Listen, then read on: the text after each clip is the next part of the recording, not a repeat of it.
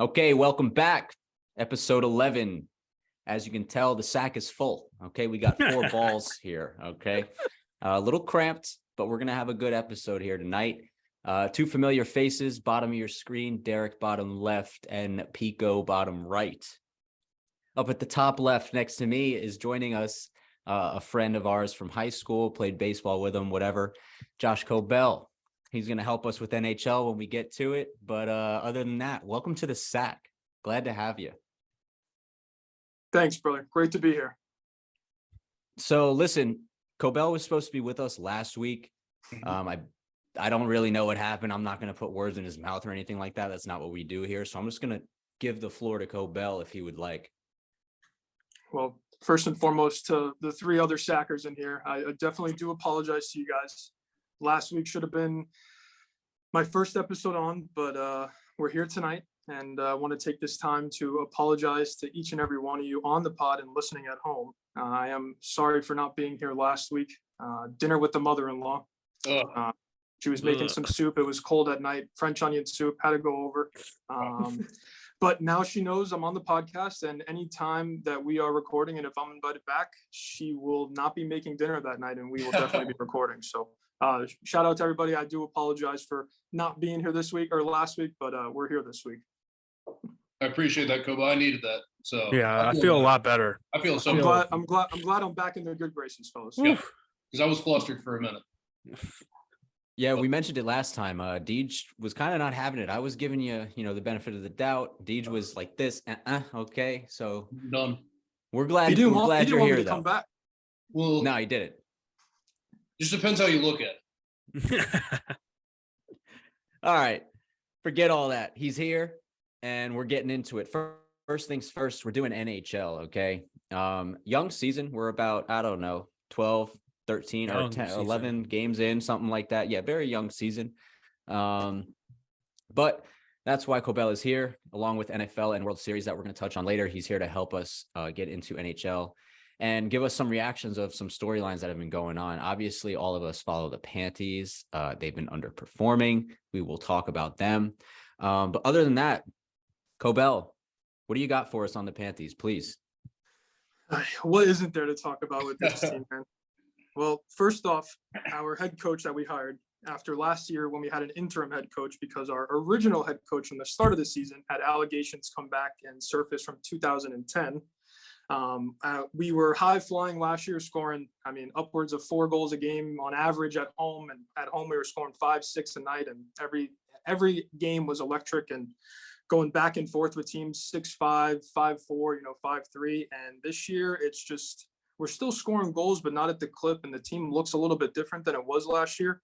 Obviously, some new faces came in. You got Matthew Tkachuk in the big trade from Calgary, sending Huberdeau, Uyghur, minor leaguer, and a first-round pick back to Calgary. And it's definitely reshaped a couple of the lines, and our 2 big guys, Anthony Duclair and Ekblad, have been hurt. So to start the season, it's been a little bit of shuffling. But, man, the power play is just absolutely horrific. This season, we're at 13%. And last year we're at 24%.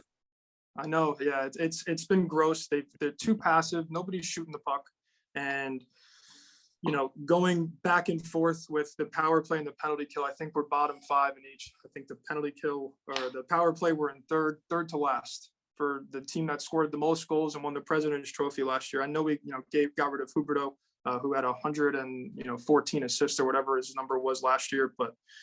It just doesn't look the same. The guys don't look like they were ready to start the season. It's been definitely pretty slow.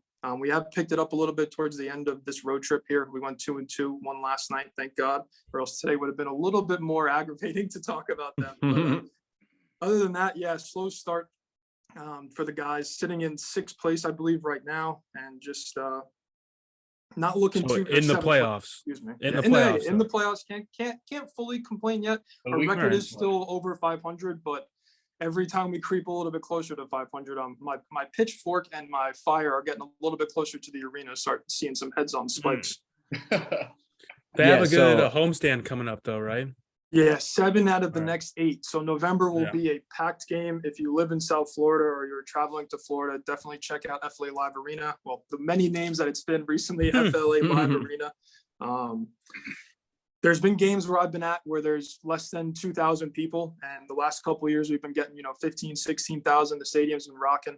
Team's been good, high flying. Like I said, last year we were scoring a crazy clip, scored, broke a lot of records last year with goal scoring. And unfortunately, the goals have dropped off, but we're still giving up a bunch of goals. So, the homestand, you're probably going to see hopefully 6-7 goals if you're taking some overs. But yeah, hopefully it'll be some rocking arenas. We got some good teams coming into town. So team just needs to, realistically for me as a biased fan, I'm hoping for at least 6 wins out of the next 8.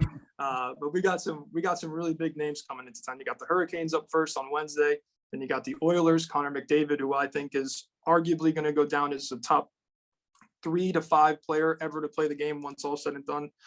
You have the greatest goal scorer of all time, Alexander Ovechkin, coming in. Huberdeau and Weegar are coming in on the 19th of November, so that'll be a fun game. I hate Mackenzie Weegar, by the way. We'll get into that a little bit later on, but yeah, definitely if you're in the area and you're in South Florida, definitely go check out a game because these guys should be pretty good going down the stretch this year. Yeah, one thing I want to touch on. I'm not a casual fan, but I just started really watching the NHL the past few years. And last year, to touch on the goal scoring thing, I mean, anyone who watches the team can tell that the offense was a lot more electric. They were scoring at a higher clip, like you're saying. Last year, they led the league 3.99 goals per game. So that's 4 goals a game. That's absurd. This year, they're all the way down to 3.2 goals per game. And like you said, the power play percentage, terrible. They're down to 11% in net power play percentage. Last year, to put it in perspective, they almost were at 20%, 19.6. So there's your difference. I don't know if the trade with Huberdeau and the guy Kachuk from Calgary has anything to do with it. Obviously, the chemistry was broken up when they made all those trades, but obviously also something wasn't working. They had a great year. It's tough to think that they could have had a better regular season than they did last year. And it didn't work. So they had to make a change. And I still, obviously the season's young and they'll have time to gel together and hopefully put it together and become that Panties team that we need them to be on this podcast. Are you kidding me? Yeah, a good Panthers team goes a long way, especially with the boys. Are you kidding, dude? And in South Florida, I feel like people don't appreciate them as much as we need to. But I mean, at least we appreciate the Panties on this pod, and my friends appreciate the Panties, and that's all that matters. They appreciate. So I want to get your reaction, Koebel, on the trade that happened. Obviously, it was Huberdeau for, what is that guy's name? You want to say that his name for me? Matthew Kachuk. It starts with a T. It's very confusing. Matthew Kachuk. Yeah, I said it correctly. I said Kachuk. Yeah, you were good. Chucky to make it easier. They call him Chuck E. Cheese. So here was my Chuck E. Cheese. So my rip when the trade first happened was, okay, we couldn't afford Huberdeau and we had to let him go. This guy that we got from Calgary is younger. Allegedly, he's going to be just as expensive as Huberdeau is, even though he's younger. We may get more years out of him. I was kind of shocked that they did trade Huberdeau, but I do like that they got this young kid. The fact that I think he's like 3 or 4 years younger than Huberdeau is. Yeah. So I do like that. But I want to get your reaction to see if, do you think it's something that is going to be a problem long term? Or do you think maybe it is something where they just have to get adjusted to playing with each other and find that groove? Yeah, I think, any time with a trade or, any time in the offseason sport, not even just NHL, but any sports, you have guys going out the door, new guys coming in. So it definitely takes a little bit. And with hockey, it's a little bit easier than just say like NFL because you do play a couple games a week. So it is a little bit easier. But yeah, definitely, especially Barkov. I mean, his Instagram post when Huberdeau got traded, like, it was just heartbreaking because those guys came up together in the minors, were playing together, from the start. And, that was his best friend. And I think that they really came into themselves last year. It's a shame that Huberdeau was on the last year of his contract. And I don't think the Panthers, with their current cap space right now, could have afforded him for the deal that he wanted and Mackenzie Weegar. So it did make sense to make that trade. Obviously, they did sign Kachuk to a pretty solid deal. He'll be in South Florida for the next, 7+ years.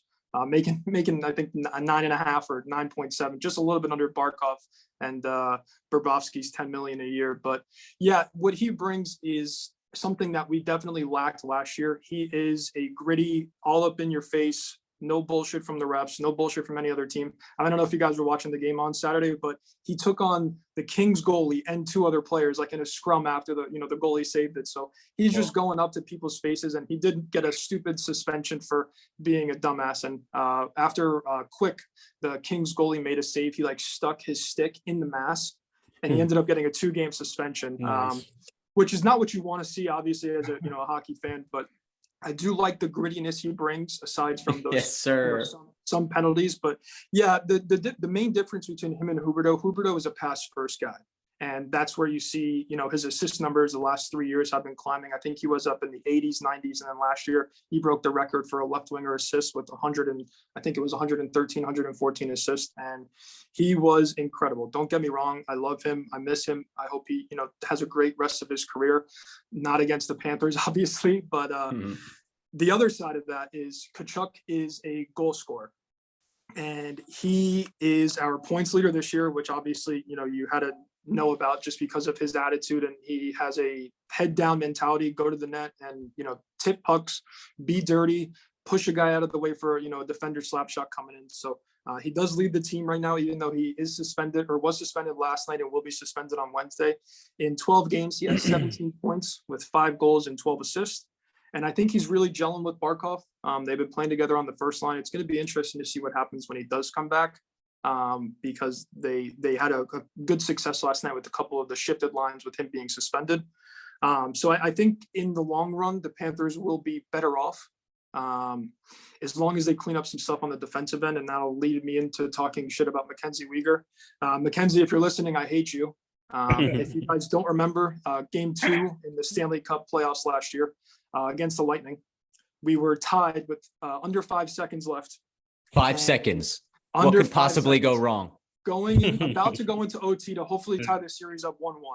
Unbelievable. And this guy is the biggest airhead, lapse of judgment, and just a complete dumbass when it comes to defending. Great offensive defenseman, don't get me wrong, but just a complete, utter freaking bot on defense. And he is just, so long story short, 5 seconds, the guy was behind the net and 2 defenders, he was the second defender to chase him behind the net, and Kucherov made a nasty pass out front. They score with 4 seconds, 5 seconds in South Florida, going home to Tampa Bay, take a 2-0 lead. It just completely killed the momentum and killed the series, and Lightning ended up sweeping us. And they're our big brother. I mean, it is what it is. Yeah. We beat them in the regular season, which is great, but the last 2 times in the playoffs, they've gotten to us. And until we beat them, I think that'll be, I'm scared to say it, but I think that might be our Stanley Cup if we do beat them. And then the next round might be a little bit scary going into it, but you got to get there first and you got to, play the games. And yeah, but they're a scary team, definitely in the East. They're a little bit lackluster right now, but yeah. And then the whole Mackenzie Weegar thing, going back to him, he is just every time on the ice, the defensive mishap would happen. He would charge up too much on the ice on offense, or be just completely out of position behind the net or on the sideboards, instead of being the defender out in front of the net, either blocking shots or pushing out the opposing players out of, the goalie's view. So I'm happy he's gone. We gave up a career minor leaguer. I think he only had, a handful of NHL games under his belt, but the first round pick, hockey's a little bit different with first round picks, and you see it NBA and NFL, they're throwing around first round picks like it's crazy. So who really knows, what that'll end up coming out to be. But overall, I would say I would grade the trade like a 7.5, 8 out of 10 for the Panthers. I don't think we would have signed Huberdeau for the money that he wanted. Definitely wouldn't have signed Mackenzie Weegar for what he wanted. He got a crazy, I think 6-7 year deal for like 50, 60, 70 million, whatever it ended up being. But overall, I like the trade. I think the Panthers are going in the right direction. There's a couple of dead weight guys like we always have on defense. Mark Stoll is just a grandpa out there. He is just consistently getting beat. And yeah, so but yeah, I like where we're going. I like the team. I hate the head coach. I think we will probably end up exiting in the second round again this year in the playoffs. We will be cutting some caps. Yeah, I'm Here we go. Yeah, trying to be honest here with you fellas, but that's fine. I'm hoping Stanley Cup. That'd be great. I'll definitely come down for a couple of games. And but yeah, man, just need to pick it up. And obviously, like you mentioned, Karch, the power play and the penalty kill definitely need to get out of the bottom 5 of the league if we're going to make any types of moves later on in the year. Agreed. Yeah, I agree. Panthers. Preach it. It's fun. It's funny because when they were 4-1 to start the year, my brother texted me and he was like, "Hey, one of my friends said that the Panthers aren't that good this year," and I was like, "I don't know what you're talking about. They're 4-1. They're winning games. They may not be scoring like they were last year, but." Nah, I was wrong. They are not the same team. They are not nearly as good at this moment. Do I think they can turn it around? Sure. But, we're disappointed right now. It is what it is. We will circle back to NHL in a week or two. So don't worry. Koebel will be back. Hopefully we have better things to say about the Panthers and worse things to say about the Lightning. With that being said, we're going to move right along. Okay, next topic. Moving into the NFL, we're going to go over our picks from week 9. As you guys know, pretty easy sheet last week. I missed every single play. So it was better this week. I gave you 5 plays, 3 winners, 2 losers, a little bit better output. We were at least green. So here we go. Packers money line. We'll talk about them when we get to the game. They suck. Certified ass program. Okay. And they were part of our best bets program as well. So sorry about that one. Falcons plus 3.5. Usually I don't bet the hook, but in this case, it gave me a dub because they lost by 3, last second field goal. I'm here for it. Seahawks plus 3. That was the easiest thing. I don't really know what else to say. He's trash and we'll fade him every single chance we think is good. Rams money line was one Tom Brady drive away from being a dub. So we were close to 4 in one day. And Bears plus 5. Look, we'll talk about them a little bit more in depth in a second, but they put up a good fight against Miami. Justin Fields looks like he could be the best running back in the league. So that one was cash as well. 3-2 day for you. Not the best, not the worst. Deej, you have a short sheet. Please, what do you have? Very short sheet. Only went with 4 picks. Billy Boys minus 11.5, lost by 3. So just a little off there. With Breece Hall being gone, I kind of thought Billy's was mortal. I think everyone kind of did, but the Jets looked pretty good. And Bill's offense just never really got it going. I have a stat for you. I did some homework, if you don't mind. So Please, interrupt me. I tallied our picks. Okay. By the way, Tone is two picks under 500. Deej is three picks under 500. Nice. And I am also 3 picks under 500. Does that include, all right there. Hold on, wait. Hold on. Does that include like anytime touchdown scores and everything? Great question. That does not include those. That only includes spread or money line bets. Okay. Fair. Does not include over-unders, does not include any time or any kind of player props. No over-unders? No over-unders. So we're bad, but not bad. Putting that into perspective, this is why I brought it up. Deej, 3 of your losses, you've taken the Billies 3 times as favorites. You've lost every single time. So maybe we just pump the brakes on the Billies. Mortal. The one week they pick up is the week they clap. Exactly. So you got to keep riding. Okay, I'm sorry to interrupt. Go ahead with your Anyways, before I was rudely interrupted, Seahawks money line, that was so easy. Geno Smith is that dude. They went by 10. Tyler stinks. Rams plus 3, easy little push. Tom scored with what? 17 seconds? 9 seconds. 9 seconds. Yeah. No, it was under 10 seconds for sure. Yeah. So easy push there. And then we got Ravens minus 2.5 tonight. And I'm not sure about it. So right now we have 1-1 card with Ravens going to be the tipping point tonight. Showing minus 1.5 now, but I already locked in minus 2.5. So no, you already made the pick to the viewers at home. So I'm saying we're right. You're locked in. Ravens by 3. Okay. I need.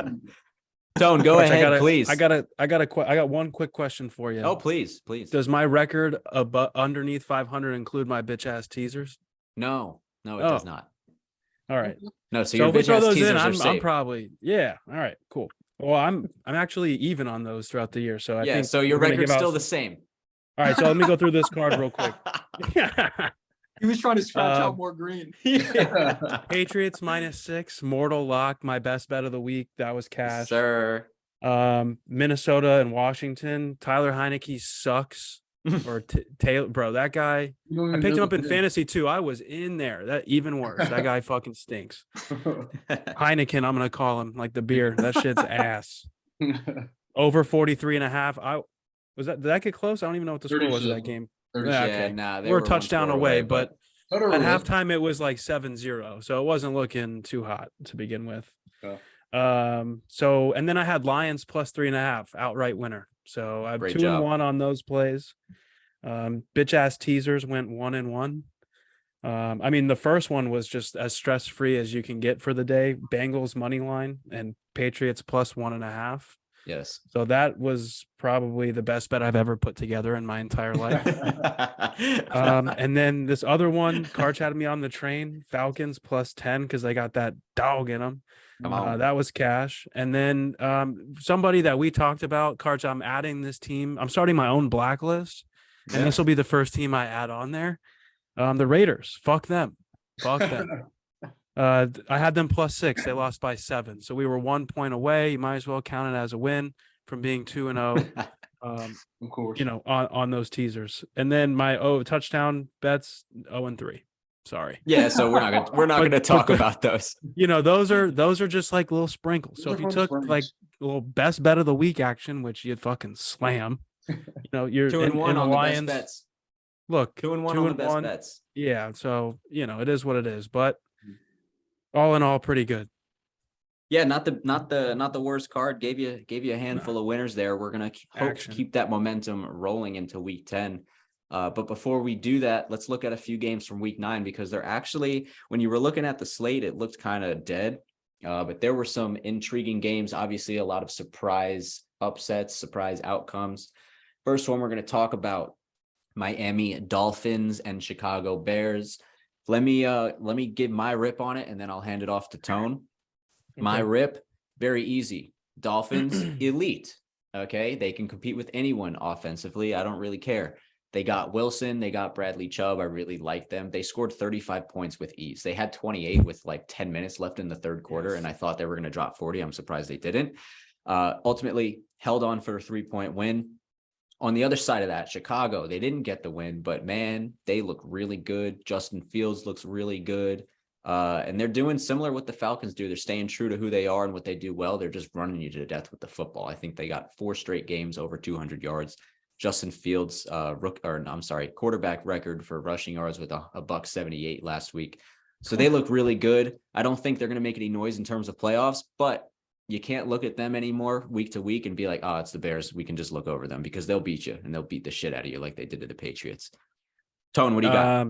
My takeaway is Tyreek Hill and Jalen Waddle are the best 1-2 punch in the NFL.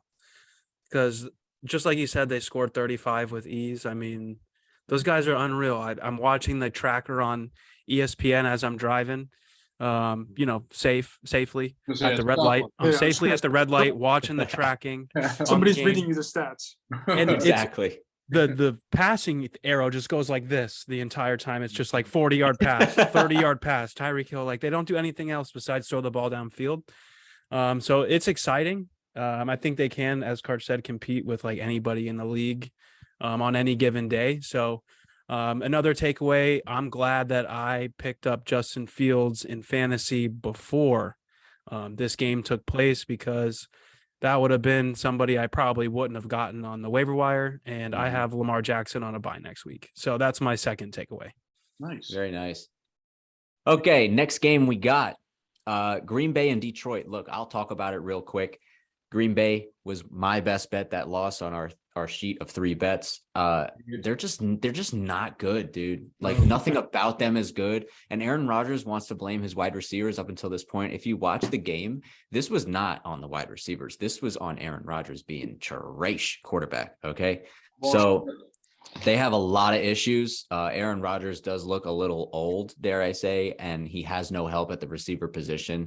All he's got is Aaron Jones in the backfield and A.J. Dillon, and they don't even utilize A.J. Dillon like that anymore.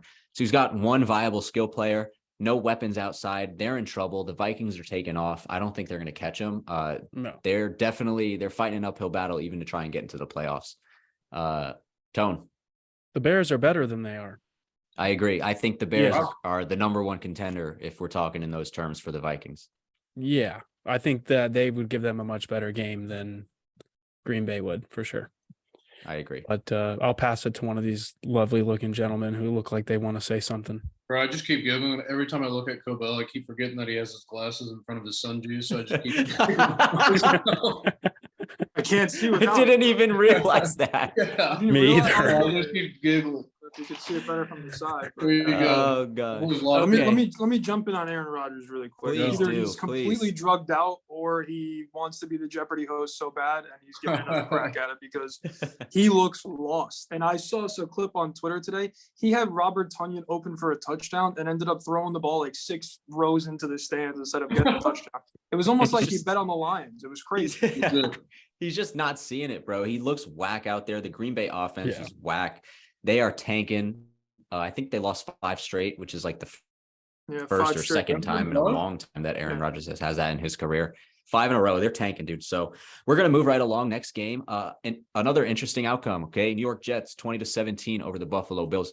And I said just a few minutes ago, I think Miami could compete with anyone in the league. And I'll tell you why. That's the outcome right there. Tells you why. The Bills, who we thought were immortal, are not. Clearly, the Jets just took them out. And that's no slight to New York. All right. I think they're a good program.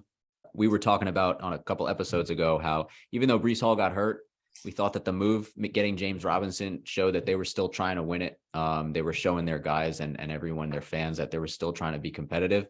And there's your outcome right there. Like, they're not rolling over. They're still playing week to week, and they're a good program. Wilson is not the best quarterback, but the defense is top tier. The defense is, and he's good enough. It's their You're coach. exactly right, Derek. And their coach got them boys playing. And they're clamps. Look, you can hold the Buffalo Bills to 17 points. I'm pretty sure no one has done that yet this year. So who's that corner they have? Ahmad Gardner, Sauce Gardner. Dude, that guy, I like that kid. Yeah. Mr. Clamp, son. He locks up top receivers, bro. He's crazy.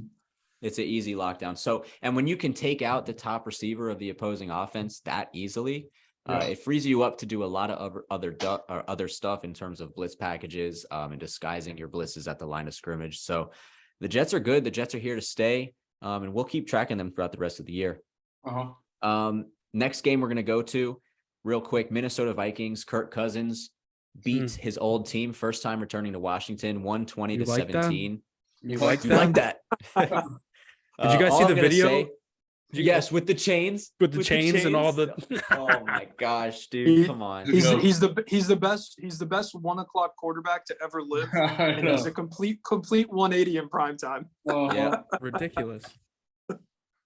But look, the Vikings got Hawkinson. He was involved heavily. I think he had 8 or 9 catches, 80 or 90 yards. So they did what we thought they were going to do in terms of spacing the field out. That offense, even though they only put up 20 points, they were pretty much in control. The Commanders took the lead at one point in the second half, but the Vikings did what good teams do. They found a way to win, and they are rolling 7-1, 6 in a row, I believe, running away with the division. No one's close. So they look really good, and I'm just really proud of the fact that we called them to win the division on this podcast.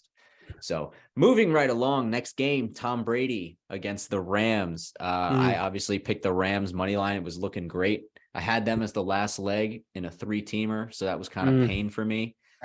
But let me pass it off to one of my hosts. You guys can talk about Tom Brady before I talk about the Rams. Let me take the first stab. I'm going to go on the record here, put my name on the line. Tom Brady is the best divorce quarterback in the NFL. That's it. That's all I got. I have a question. When the Rams punted, because I didn't watch the game, but when the Rams punted the ball, when they didn't get a first down and they gave Tom Brady the ball back, that should have been down to the 1. Why'd you challenge that? I don't know what happened. I feel like they got the ball at in the Rams territory. They only had to go 60 yards. They were I don't think the ball went all the way down. Wait, am I thinking something totally different? I'm talking about their last drive. That landed right. Yeah, the last drive, Tampa Bay was at the 40-yard line. So they only had 60 yards to get to the end zone. Obviously, they had to get into the end zone to win. A field goal was not going to do it. But they had less than a minute. And here's the thing. There's 2 things that you can't let happen in that situation as a defense. You can't let them get deep chunk plays down the middle of the field. Okay. Is that what happened? And you also cannot let them get out of bounds. And those are the only 2 things that happen. Okay. The first play was like a 35, 40-yard rip right over the middle. It's rigged. Right over the middle. Because that happened quick. They were in the end zone and no problem. And then even they get into the red zone and they're letting them catch these little out routes and they're getting 5, 3, 4 yards. And I'm like, what is going on? And sure enough, was that their first touchdown of the game? Yes. It was like the easiest fucking thing It took of all him time. 59 minutes to score a touchdown, game-winning touchdown. Yeah. And I'll tell you what, just to touch on the Rams real quick, we already talked about, how they played such dog defense and let the Bucs walk right down the field. But on that last play, when he threw the touchdown to the tight end, I think Owit or something like that, if you watch the replay, everybody's eyes are in the backfield. It was play action, but you can't expect a run there. Not with the fact that they had no timeouts. Okay. They're not going to run the football. A pass is coming. How can you get fooled that bad? How is the coaching that poor that you can't say, okay, play action, watch for play action? Everybody was watching that play action read. Everybody bid on it. There was no one left for the tight end. He walked right in. I lost my 3-legger and I'm in pain. Not gonna say the Bucs are back, but it was really good to see them get a win. Even at 4-5, they are tied, or I believe they are in first because they won the tiebreak with Atlanta, so they're sitting in first in the division. They're gonna get a home game in the playoffs. It's disgusting. Wait, Tampa? Yeah, it's gross. Yeah. And they'll win. They'll win the game too. Yeah. They'll be in the. They got the Seahawks next week. Sure. They're back to being dumb. Smith is taking over Sunday night. All right. Next segment on the NFL, look ahead to week 10. The boys are dialed in. Okay. We're going to give you some good plays here. Okay. So dial in with us. All right. First game we're going to talk about Seattle Seahawks, Geno Smith, 6-3 going into, technically a home game for Tampa Bay, but it is being played in Germany at Bayern Munich Stadium. 9:30 a.m. start, which we love waking up to football. We love it. Line sits right now, Tampa Bay favored -2.5 points.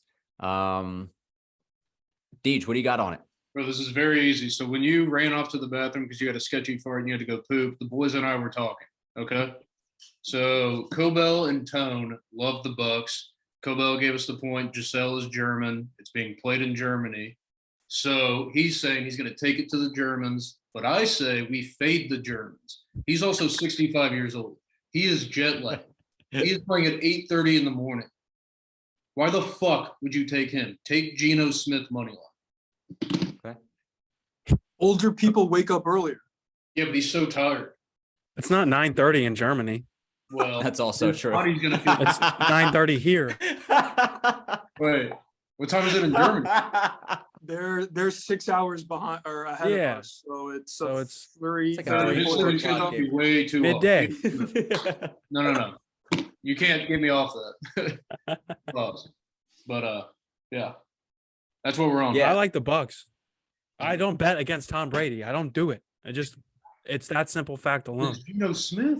I don't. Yeah, care. I just went against Tom Brady. I got bit in the last minute. So there's your proof right there. Deej, look, the Seahawks also, I will say, I told you I kept track on our picks. The Seahawks have treated you and I very well. We are both undefeated picking the Seahawks this year. So they've treated us well. So we got Kobe and Tone on the Bucs, Deej on the Seahawks. I'm not going to make a pick right now, although I can tell you I'm pretty sure I'm going to make a pick come card time. So do it. Next game, Minnesota Vikings, Buffalo Bills. Intriguing matchup. Two really good offenses, two really good teams. Vikings 7-1 after their win over the Commanders. Buffalo 6-2 after their loss to the Jets. One thing I will say, and my dad and I were talking about this, he's a Vikings fan, and we'll get him on the pod here one of these times. But the Vikings are going to be in for it because, this is a bounce back game for the Bills. They do not like that they just lost to the Jets, and they're going to come out hungry. Now, I'm not saying the Vikings can't win because I'm a believer in the Vikings. I think they're a good team, and I think they have the offense to compete with the Bills, but they're on the road. Going to Buffalo is not good. And Buffalo is going to be juiced up. So, they're going to have to bring their A game, and they're going to have to drop at least 30, 35 points to win this game. I like them covering though.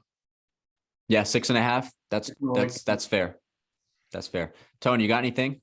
Yeah, Josh Allen has Tommy John problems. He's got a UCL injury. Where'd you see that? He's hurt. That looked nasty. My sources told me. Hold on, wait, let me. No, there was. Sources say that Bills quarterback Josh Allen is dealing with the UCL in his right elbow. He don't need some Tommy John. He can't wing that thing. But I'm just saying, I don't know what his status is. I don't know if it's different for football and baseball, but that's not really something you want to hear. I'm seeing the headline as we speak right now. Josh Allen being evaluated. My sources, we broke it here first. We broke it. You don't see any report. It's not out yet. I will talk about the tweet that I saw. You're right. Late last Sources night. just called. There's a Pico bomb, okay? Exactly. All right. But I mean, yeah, the Viking. I mean, if it just depends on if he plays or not. If he doesn't play, I mean, the Vikings should. I mean, I would grab that Vikings now just in case he doesn't play. If he doesn't, or if he does play, then you just ride with the 6.5. But if he doesn't play, you've got a great number. So, I'm saying that's true. So moving right along to the next game, I think Tone, you have a bet for us in the Detroit and Chicago. After a quick scan of the board, this is the play that stood out to me. That is probably the easiest play on the board. Bears -3. I don't think it's ever been easier. Give me the mushy shit. We're coming off a good week. So a game they could have easily won, probably, or at least tied. They should have at least tied the game and gone to overtime. Yeah, for sure. But I mean, Fields looks great. He's kind of taken that next step. The Lions defense is absolute garbage and Swiss cheese, it will be taken advantage of. So I expect them to play well, run the ball a lot, fuck up the Lions, and they might win by 10. Bro, you're falling into my trap when I took them against the Cowboys. Well, you're coming off hot. I'm falling into it. I'm in. Best bet of the week. All right, fuck it. All right. Next game we'll touch on. I think Koebel, you can lead us off with this one. It is Cleveland and Miami, and let me just add my little spiel about it real quick. Line sits at -4. I don't hate it. That's all I'm gonna say. I love Miami. Could it be a trap? Perhaps. The Browns, a competitive program, sure. But I think Miami at home, I think they got the offense to blow them out. Deshaun Watson is not back yet. So, Koebel, what do you got for me? At this point in time, my friend, you got to ride the Dolphins overs. They're giving up points. They're scoring a shit ton. And I think, the game against the Bills was a little bit low scoring and then against the Steelers, but they're putting up a shit ton of points with, we mentioned earlier, Tyreek and Jalen Waddle opposite of each other. I think 48 might be a little bit too low. Got to trust the Browns to score a couple touchdowns, but I'm going with the over 48.5. Add it to the card. Yeah, I don't hate that play. Two good offenses. Again, usually over-unders come down to the losing team. How many points are they going to score? And I'm with you. I think the Browns could get 2, maybe 3 touchdowns, if not 2 to 3 scores. So next game we're going to touch on. This is a game I love. Okay. Love this game. This might be my best bet of the week. You got New Orleans Saints traveling into Pittsburgh, taking on Kenny Pickett and George Pickens, the 2-6 Steelers. Line sits at New Orleans -2.5 right now. New Orleans hasn't played yet, so currently they're 3-5. We're awaiting the result of them to play the Ravens tonight on Monday. Short and sweet. Give me Pittsburgh winning the game, covering the spread, all that. I think, they lost a little bit, giving away Claypool to the Bears, but similar to what happened in Jacksonville, allowing ETN to shine, I think you're going to see George Pickens kind of take that next step in season, and we're going to see him start to pop off and put up some nice numbers for a rookie. So I like Pittsburgh to turn it around. Kenny Pickett has rapport with Pickens already. They're just going to target him more because someone's going to take those targets that Claypool had. Give me Pittsburgh +2.5, buy it to 3 if you're scared, and give me the money line as well. We're going to double dip. Okay. So next game, moving right along. We're going to talk about the Monday night game. How does that sound? Good? Sounds great. All right.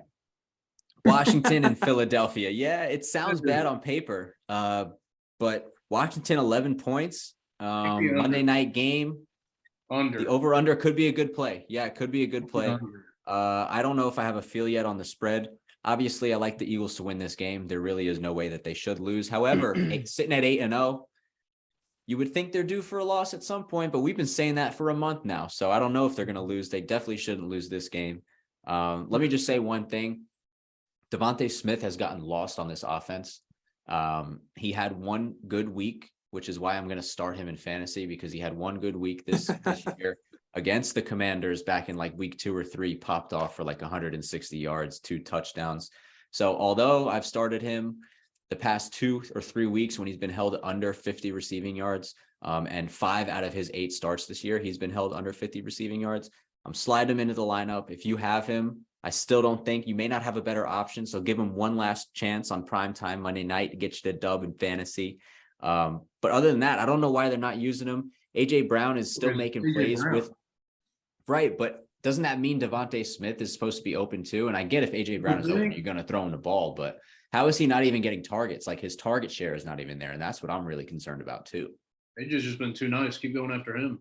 And Hurts is running the ball effectively as well. And Miles Sanders has scored in 4 straight games. So it's Sanders has kind of taken off too. Goddard. I mean, they run the ball well, and like AJ Brown is dominating in the air attack. Yeah, I agree. A lot of mouths to feed. So maybe that's the answer right there. But it's going to be a good season. Look, we just passed the halfway point. We got another half to go.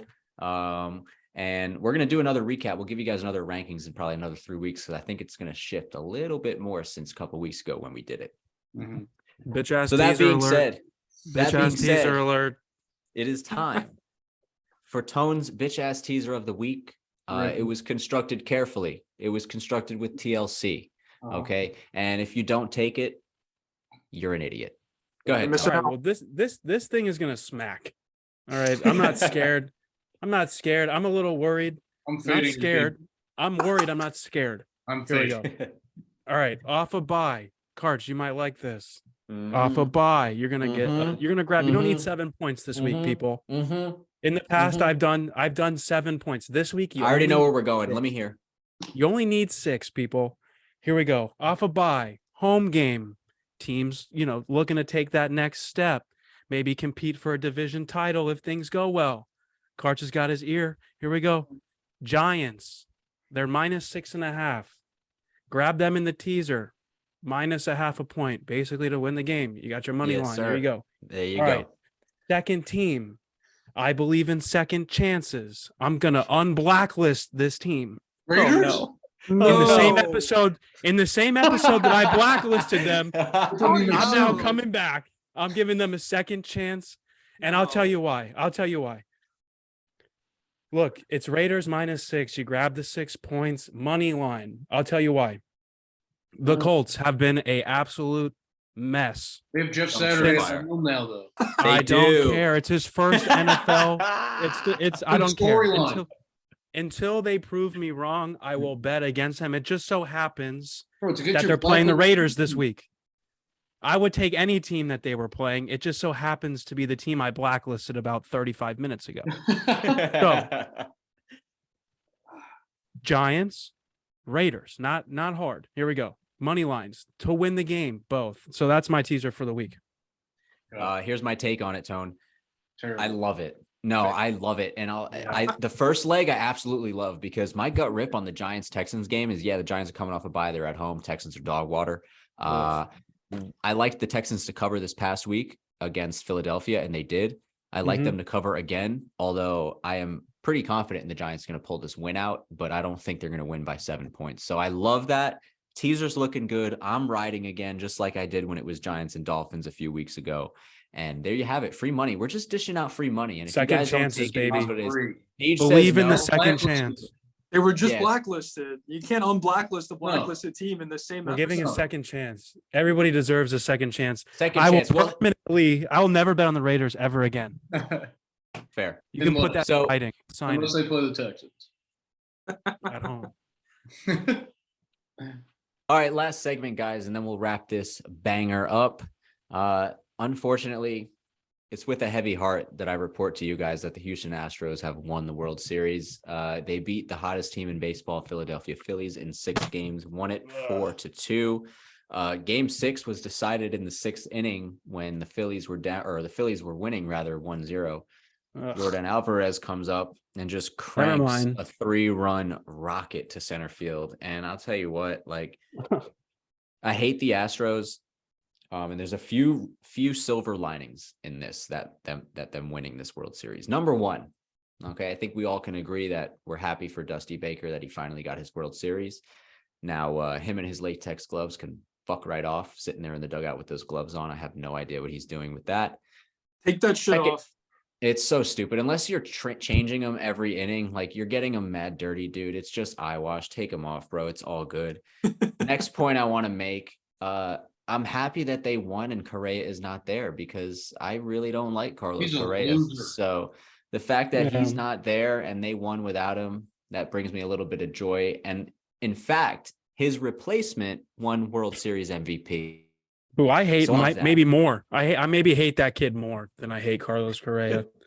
Really? Bro, I fucking cannot stand Jeremy Pena. You're such a hater. Fuck Such a him, dude. hater. Fuck How do you that hate? kid. How do you hate him more than Correa, dude? He's just a kid.